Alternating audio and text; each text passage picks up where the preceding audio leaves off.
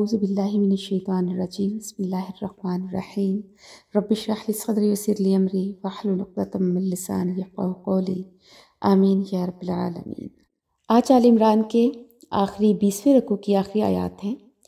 इसी तरह सूरह बकरा के 20वें रकू में जो आयत थी इन्ना फ़ी ख़ल्क़िस समावाति वल अर्ज़ि वख्तिलाफ़िल लैली, ये आयातुल आयात कहलाती हैं और इनका खुलासा है जो आज की आयत हैं। ये सूरह बकरा की आयत का खुलासा है।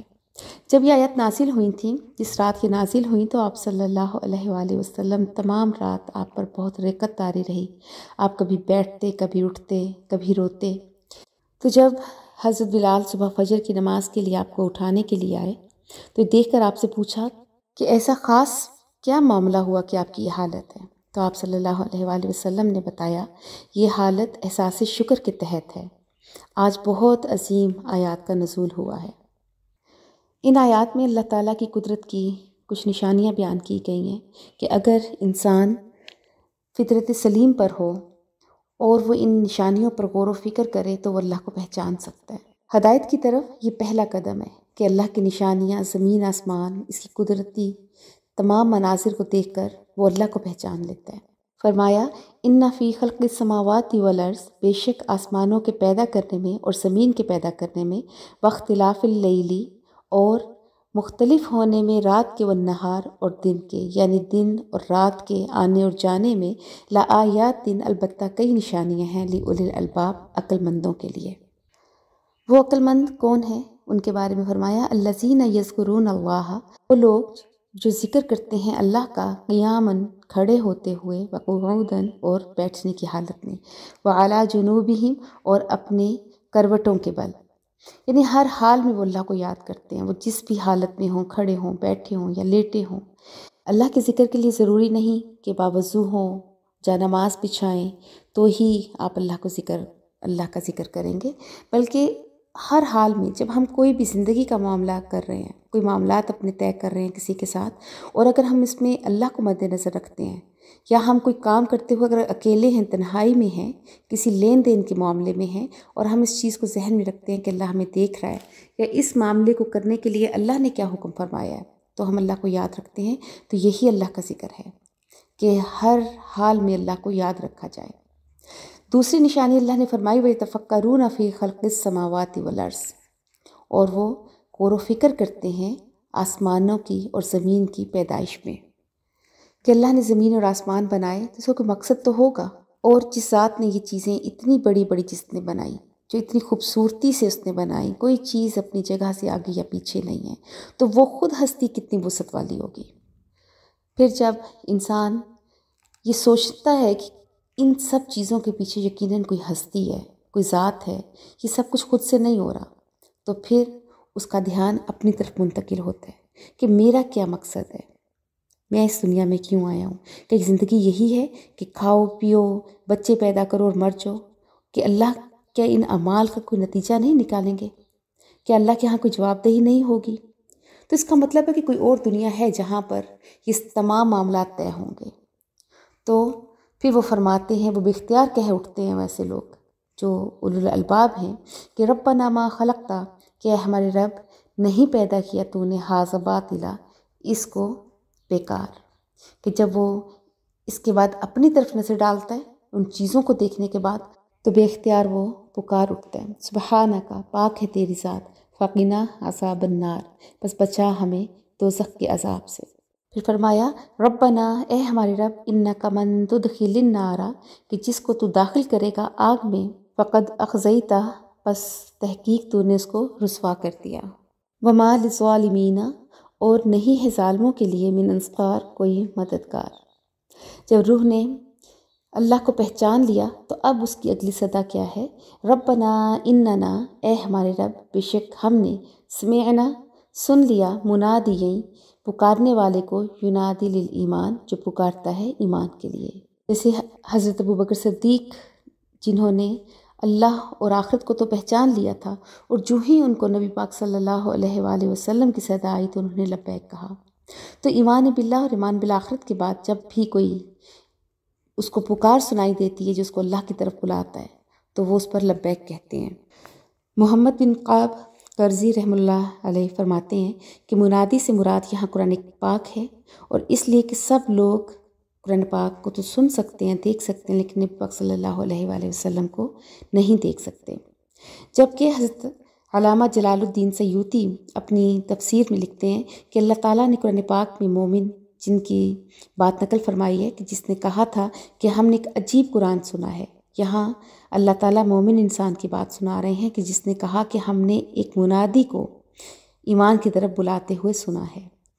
تو اسی طرح امام فخر الدین رازی بھی کہتے ہیں کہ منادی سے مراد نبی پاک صلی اللہ علیہ وآلہ وسلم کی ذات ہے۔ تو اس طرح قرآن پاک یا رسول دونوں منادی کی مد میں آئیں گے۔ پھر آپ صلی اللہ علیہ وآلہ وسلم کی ذات مبارک کے بعد یہ منادی کا کام صحابہ اکرام، پھر تابعین، پھر تبع تابعین، وہ سب منادی کرنے والے تھے۔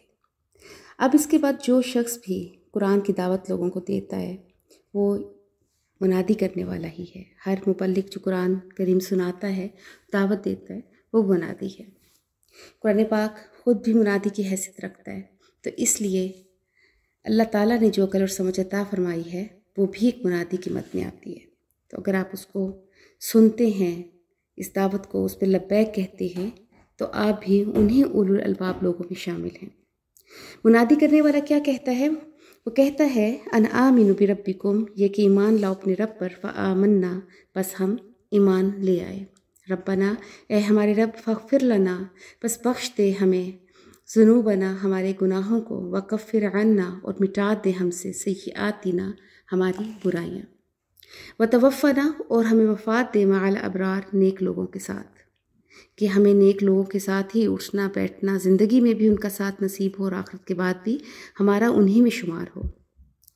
ربنا، اے ہمارے رب، فآتنا، کہ دے ہمیں، ما وعدتنا، کہ جس کا تو نے ہم سے وعدہ کیا، علی رسولک، اپنے رسولوں کی زبانوں پر، اور ان کے ساتھ تیرا یہ وعدہ ہے کہ جو تجھ پر ایمان لائیں گے اسے جنت میں داخل کریں گے۔ حضرت آدم سے لے کر حضرت محمد صلی اللہ علیہ وآلہ وسلم تک تمام پیغمبروں کا یہی سبق تھا کہ ایمان کا صلہ جنت ہے۔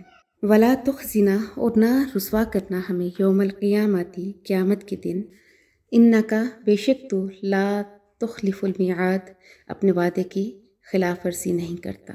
اب دعا کی قبولیت کی انتہا ہے کہ فوراً اللہ پاک نے دعا قبول فرمائی، اور اس کے بعد فرمایا فاستجاب لہم، پس قبول کر لی ان کی دعائیں ان کے رب نے، انی لا اضیع، اور بے شک میں ضائع نہیں کرتا، عمل عامل منکم، کسی کام کرنے والے کا کام تم میں سے، من ذکرن، وہ مردوں میں سے ہو، او انثیٰ، یا عورتوں میں سے، بعضکم من بعض، بعض تمہارے بعض سے ہیں، یعنی تم مرد عورتیں ایک دوسرے سے پیدا ہوئے، عورتوں سے مرد اور مردوں سے عورتیں، اور یہ سلسلہ اللہ نے قیامت تک چلانا ہے، یا یوں کہیں کہ ایک ہی آدم کی نسل۔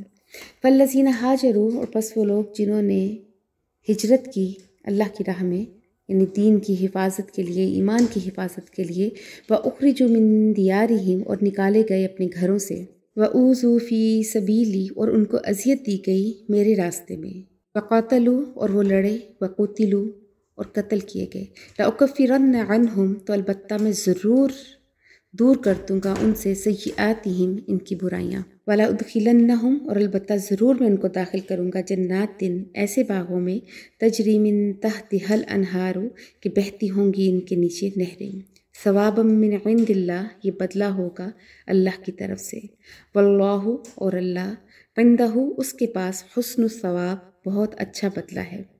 میں اکثر کہتی ہوں کہ قرآن پاک کو جب انسان سمجھ لیتا ہے یا اس کو سمجھ آنا شروع ہو جاتا ہے تو اس کو دنیا کو، اپنے ارد گرد سب چیزوں کو دیکھنے کا ایک نقطہ نظر بدل جاتا ہے۔ اس کی نظر ان چیزوں پر ہوتی ہے کہ جس نے ان کو بنایا ہے، اور پھر اس کو یہ سمجھ آ جاتی ہے کہ اس کا وجود کیا اہمیت رکھتا ہے اس دنیا میں بھی اور اپنے لیے بھی، کہ اگر اس کے ہم سمجھتے ہیں کہ ہم اس دنیا میں نہ ہوئے تو شاید دنیا رک جائے گی، لیکن اپنی وقت کا، اپنی حیثیت کا اندازہ ہو جاتا ہے کہ ہماری کوئی حیثیت نہیں، ہم اس دنیا میں صرف اور صرف ایک امتحان کے لیے بھیجے گئے ہیں، اگر اس امتحان میں کامیاب ہو گئے تو تمام انعام و اکرام ہیں جو اللہ نے جن کا وعدہ کیا، نہیں تو اس جہنم میں جلنے کے لیے تیار ہو جائیں۔ جو انتہائی ذلت اور رسوائی والا عذاب ہے۔ تو ہمیں سب کو اپنے اندر دیکھنے کی، اپنے اندر جھانکنے کی ضرورت ہے کہ کیا ہم دنیا کی چیزوں کو دیکھ کر اللہ کو یاد کرتے ہیں؟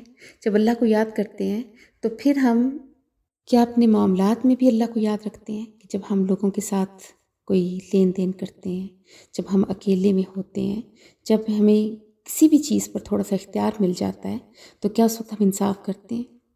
یہ سب چیزیں اگر ہم اپنے مد نظر رکھیں تو اس کا مطلب ہے کہ ہمیں اللہ پر، اللہ کے ہونے پر یقین ہے، اور ہمارا شمار بھی ان عقل مند اولو الالباب لوگوں میں ہوتا ہے کہ جو اللہ کی نشانیوں کو دیکھ کر بے اختیار پکار اٹھتے ہیں، ما خلقنا ھذا باطلا، کہ اللہ نے ان چیزوں کو فضول اور بیکار پیدا نہیں کیا، اور وہ پھر اپنی گناہوں کی توبہ کرتے ہیں اور نیک لوگوں کا دنیا میں بھی اور آخرت میں بھی ساتھ مانگتے ہیں۔ تو اللہ پاک سے دعا ہے کہ اللہ پاک ہمارا شمار انہی لوگوں میں کرے، اور جو غلطیاں اور کوتاہیاں ہم سے ہو گئی ہیں ان سے درگزر فرمائے۔ وآخر دعوانا ان الحمد للہ رب العالمین۔